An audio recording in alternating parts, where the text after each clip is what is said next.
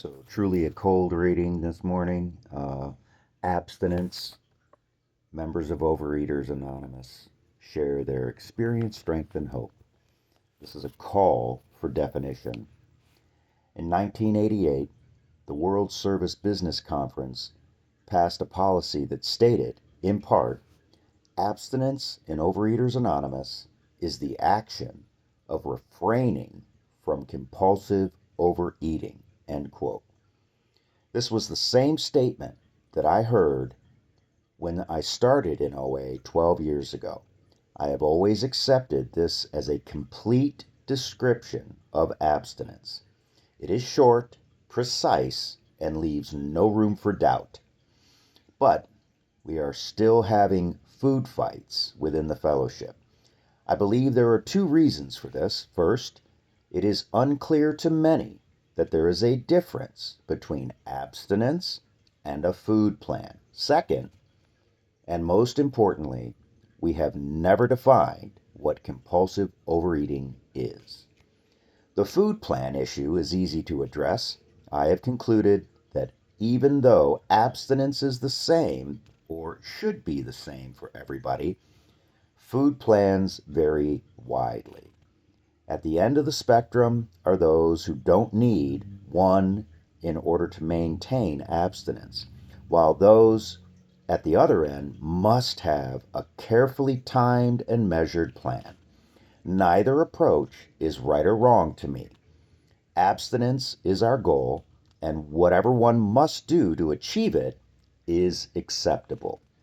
The variations in our individual food plans may frighten some members, but we can each hold on to the constant of abstinence as serene assurance. Defining compulsive overeating is much more difficult, perhaps because AA didn't feel it necessary to define alcoholism. OA hasn't yet defined compulsive overeating. But the boundaries concerning alcohol are much clearer than food. We know what an alcoholic drink is. We don't always know what a compulsive bite is. Likewise, we know, even by legal statute, what drunk is, but we don't know with certainty if someone has binged. I'm not going to attempt to define compulsive overeating at this time. My reason for writing this is to generate interest in defining it. I believe a definition would greatly help our fellowship. We could more easily inform the public and the professional community about OA by accurately describing the illness we have.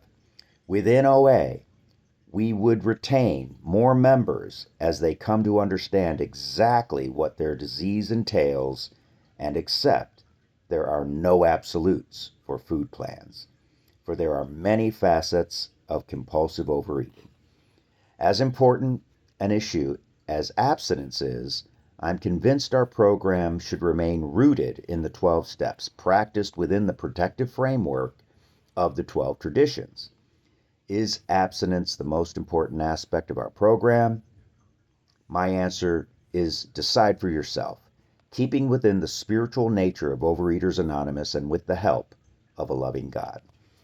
Now, it's funny, as reading through that, I wasn't really sinking it all in. I'm probably going to go back and reread it.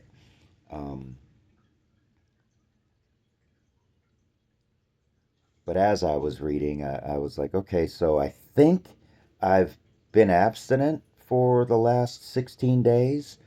Um, I'm reading OA literature in the morning, turning my will and my life over. I'm working through these steps on a daily basis.